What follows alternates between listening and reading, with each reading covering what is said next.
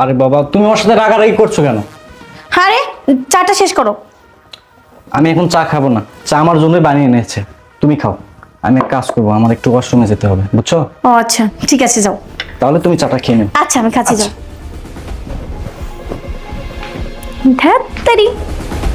এই কাজের লোক, ছোট লোকের বাচ্চা, তোর এত বড় সাহস, তুই তোর ম্যাডাম নামে উল্টোপাল্টা কথা বলিস? এই তুই প্লেটে কি লিখেছিস?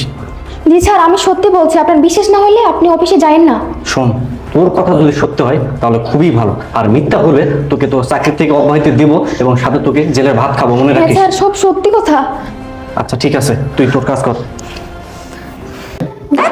চাই খাবো না, ওয়াশরুম আসার আর সময় পেল না। আমি ওকে যে টাইম দিয়েছি সেখানে বেরোতে।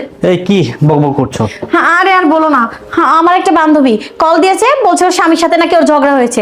এখন আমাকে বলছে তুই একটু সমাধান করে দে। আমি কি সমাধান করবো বলো? ও আচ্ছা ঠিক আছে, শোনো, আজকে আমার অফিসে